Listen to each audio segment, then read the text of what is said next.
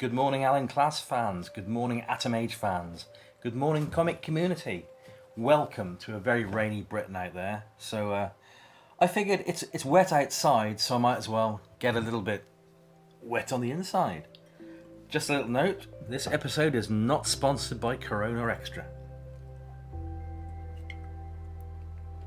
Cheers. I've got 5 great covers to show you today. And I'm going to kick off with Suspense number 22, which unfortunately is in quite poor condition. Got a massive tear going through the book. Yep, right through the book. You can just about see it on the edge right there. Not great. But hey, it was super cheap way back when. So having a book is better than having no book. And it's a great cover too.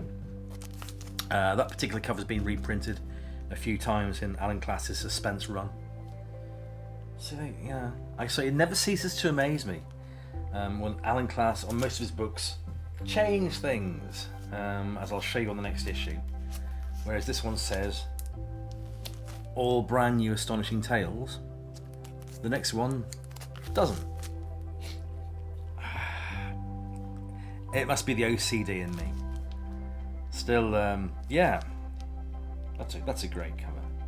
Poor condition, I may upgrade that at some point, but it is a relatively early one, it being number 22. Let me just pop that down there and have another lovely cool swig of this. I hope everybody's having or rather has had a great week and is now having a fantastic weekend. I've actually got 4 days off starting yesterday. So no work yesterday. Saturdays for me is normally by appointments only, but nah, I'm not there today. Sunday, don't work Sundays, but I got the Monday off. So in reality, 2 working days off, but 4 days in total. So that's brilliant. Very, very happy. Gives me a chance to make some videos and read some comics. Next issue I'm going to show you is an issue of Suspense again, issue 114. And remember I said about the previous issue, the all brand new astonishing tales? Well, this particular issue, Alan Class did a bit of a hack job and tried to scrub out the all brand new. Really badly, I have to say. And then just went with astonishing tales. But that is one of my favourite covers. That is superb.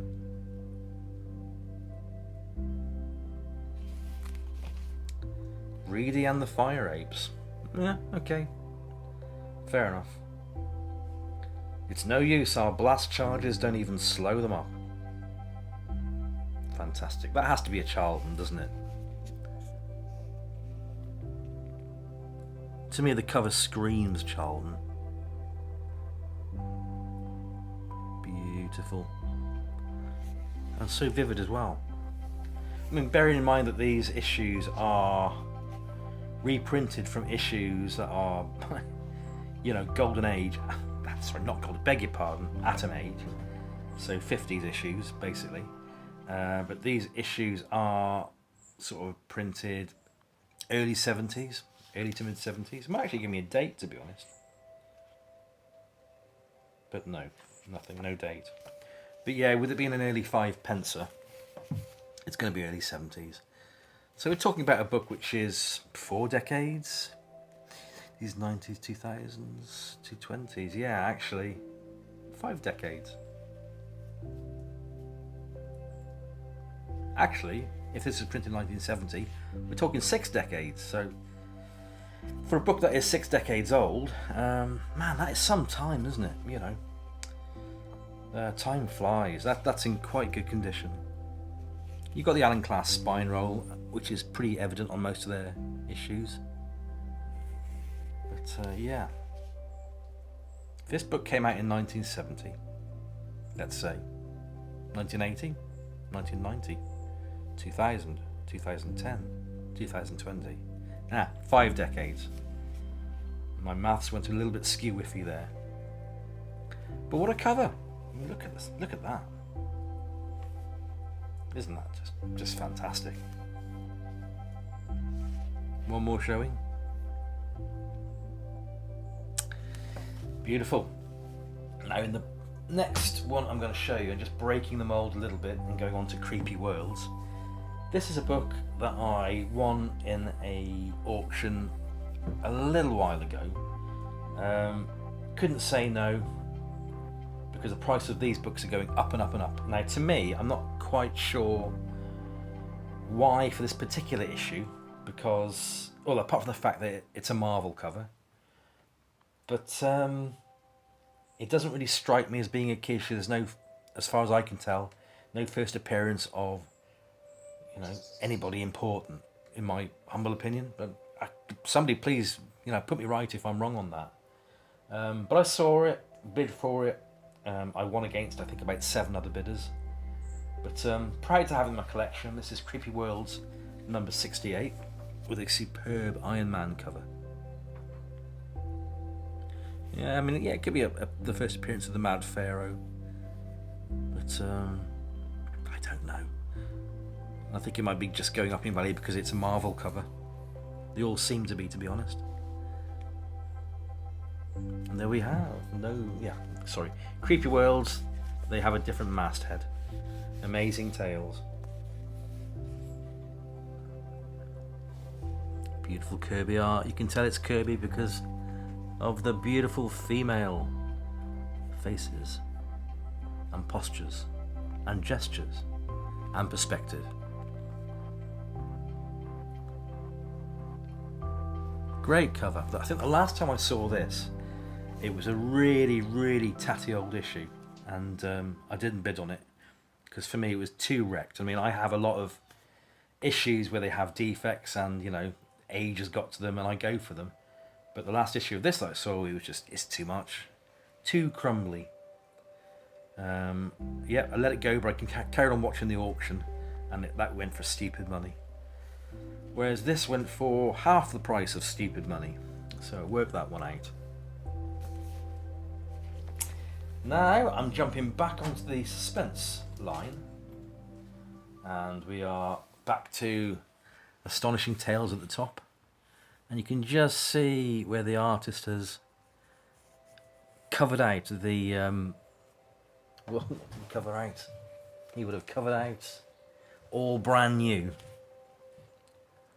on that.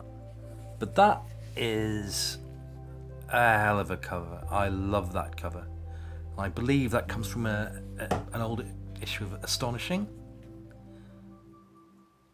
But the reason I've saved this second to last is because I wanted to show you the amazing book that I've been waiting for that arrived this morning, because it is Suspense number 3. I have been trying to, with a greater degree of success I'll have, I've been trying to collect specifically the earlier issues of Alan Class's stable of comics, and they are pretty hard to get. So to find a number 3 for not a lot of bucks, with the auction ending at a silly time where nobody would be watching, and it was overseas, by the way, I had to go for it. I put in a silly amount to buy it, and I got it at the listing price because nobody else bid on it, which is fantastic. So this very, very old Alan Class suspense comic made its way from England over to America, and it's in great condition. And I bought this for the grand total, plus shipping of course, but the grand total for the item alone, about $5. It's cost me about $5, which is ridiculous. I spent my wallet has taken a severe bashing on these earlier numbers, but I think I just got hit lucky with this one. Beautiful. And this just goes to show that Alan Class loved to reuse covers, which is why I showed this one first. You see this is a later issue, far later. This is 136. But you can see the colours going on it. And I know obviously this is in Mylar, but the colours are popping.